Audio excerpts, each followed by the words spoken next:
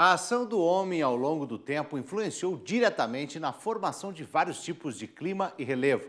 Um exemplo é a Mata Atlântica brasileira, onde a implantação do sistema de integração lavoura, pecuária, floresta virou um grande desafio.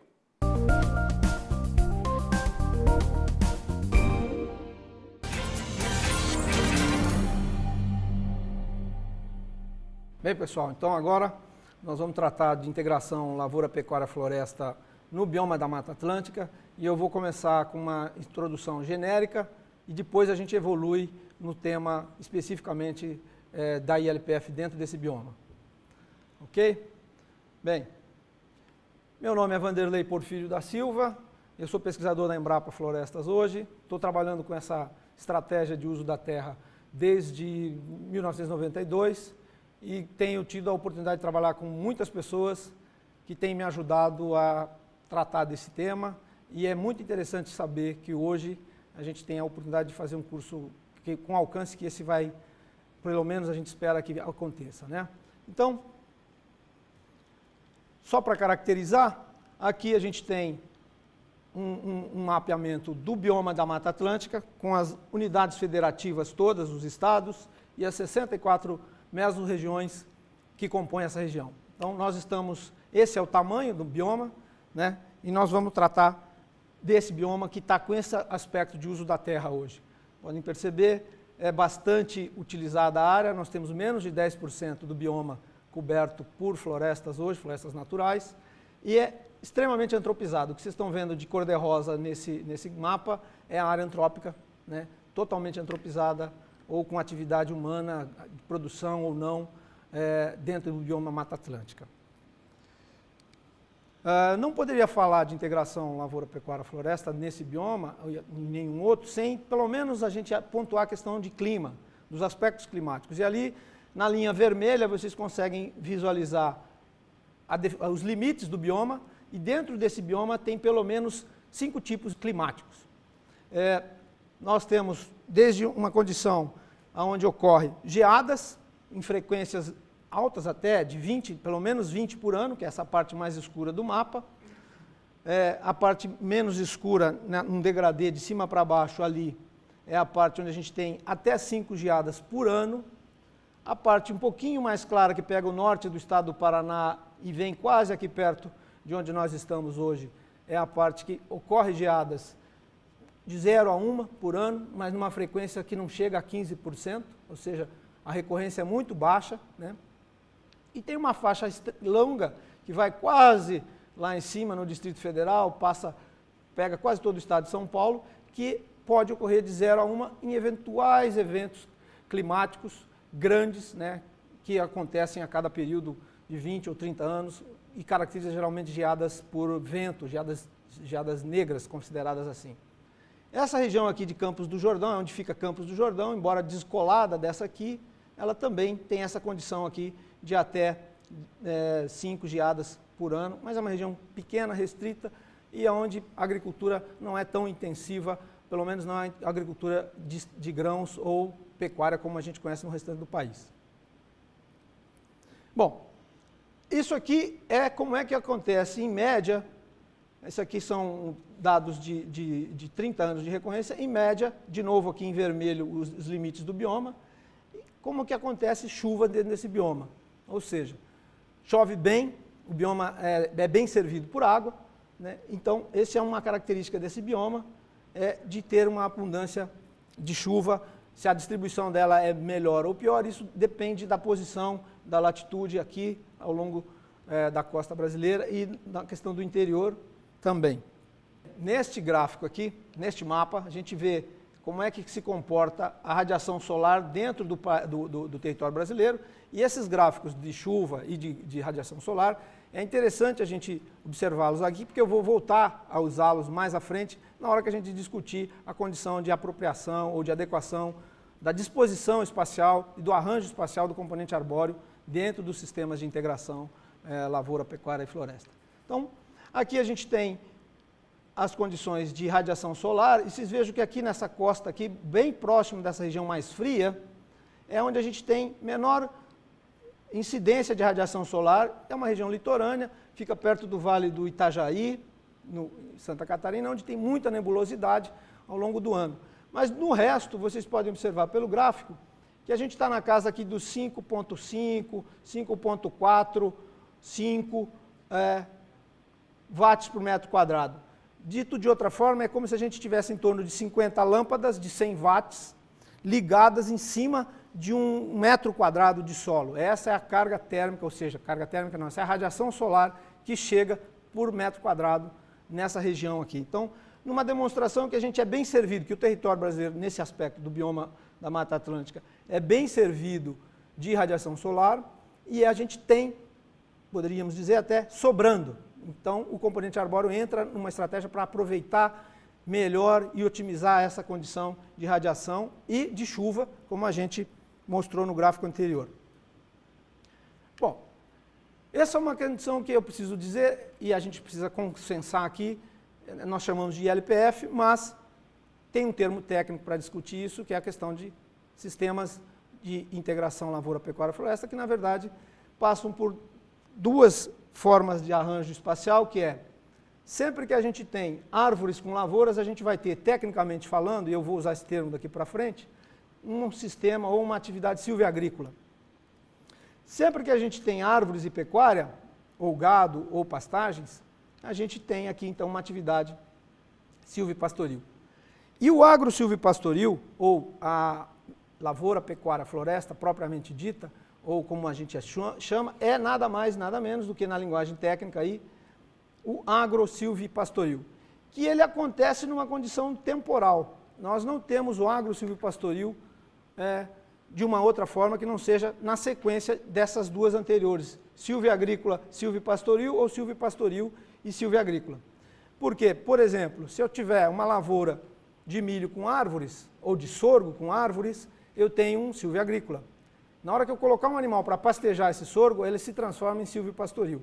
Eu não tenho essa condição junto. Então, eu posso ter, no tempo, ou seja, em um ano ou em uma sequência de anos, uma combinação silvia-agrícola, silvipastoril, que me combina, no limite do tempo que eu quiser, o meu dito sistema agro-silvipastoril. Aqui, então, a gente tem a conceituação.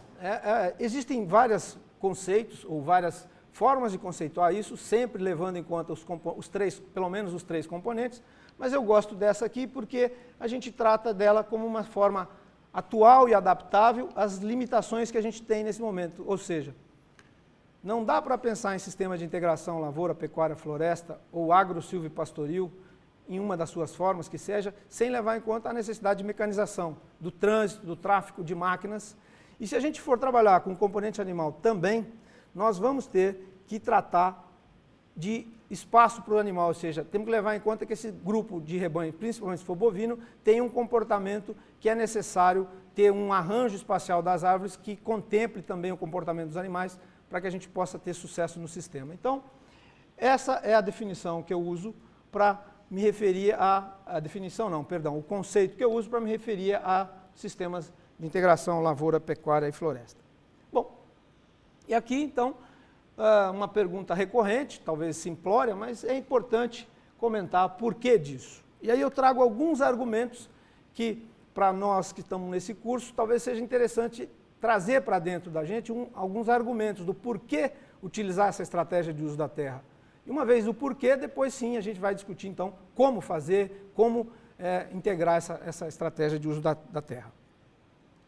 Coisas que talvez sejam recorrentes, todos já sabem, mas não custa aqui lembrar, até porque provavelmente alguns são neófitos nisso, então fica aqui a oportunidade da gente colocar os argumentos da defesa do sistema de uso da terra que a gente está preconizando aqui. Os principais impactos, então, que a gente tem da atividade agrícola e pecuária no bioma de Mata Atlântica, basicamente, entre outros, mas são basicamente esses quatro, com seus desdobramentos. E nós temos sistemas, então aqui uma coisa importante, sistemas com baixa complexação ambiental interna, ou seja, nós temos sistemas monoculturais específicos, de baixa capacidade de resiliência e com a estratégia de integração a gente tende a melhorar essa complexação interna e melhorar e aumentar a capacidade de resiliência do sistema. Uma outra resposta seria, para quem trabalha com pecuária, e já que nós estamos numa estratégia de integrar pecuária, lavoura e árvores, a estratégia, uma das respostas é essa aqui, de aumentar a oferta de forragem nos meses de inverno, para quem está mais ao sul, em áreas onde ocorrem geadas mais frequentes, e nas áreas de veranico ou de estiagens, para quem está mais ao norte da região. Essa aqui é uma...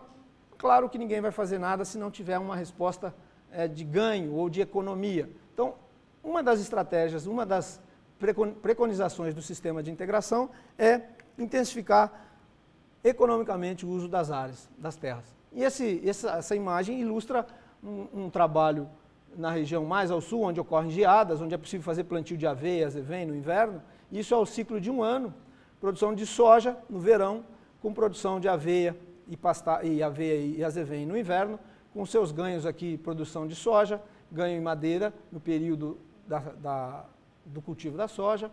Aqui a fase silvopastoril, com o ganho médio diário do gado, mais o rendimento de madeira dentro desse sistema. Então, que daria um equivalente aqui, como a gente tem um número menor de árvores do que num plantio convencional arbóreo, nós não estamos trabalhando com sistemas convencionais de plantios arbóreos, aqui a gente tem 249 árvores por hectare, e aqui a gente tem o equivalente, então, esse 10,3 de 79 árvores por hectare. Isso equivale a uma rentabilidade, se fôssemos fazer uma conta linear, de 60,2 metros cúbicos de madeira por hectare ano, nesse caso aqui. Então, a gente tem aqui o ciclo, né? A gente tem, então, o silvio-agrícola, o silvio-pastoril, e no ano, nenhum ano agrícola, a gente fecha aqui, então, o chamado agro-silvio-pastoril naquela região. Outros arranjos temporais existem, de distribuir isso em 2, 3 anos, em mais tempo. Isso depende da estratégia de cada um e do modelo que você adotar. Vale lembrar que sistema de produção é uma invenção humana. Nós é que temos que fazer os limites desse sistema. Ele tem que estar contido dentro de alguns limites, e aí a gente estabelece isso no planejamento que a gente faz. Uma outra resposta é que a gente vem sendo premido e sofrido, e o setor agropecuário brasileiro vem, na verdade, o planeta todo busca essa situação de maior sustentabilidade dos sistemas de produção. A gente precisa continuar produzindo, mas sempre produzindo. Não é produzir só hoje e não ter isso no futuro. Então a ideia é que a gente possa estabelecer sistemas cada vez mais sustentáveis. Então essa é uma perspectiva, uma pressuposição do sistema de integração. E isso aqui não pode vir, a resposta anterior não faria sentido se a gente não tivesse condições de trabalhar ou não buscasse a eficiência no uso dos recursos.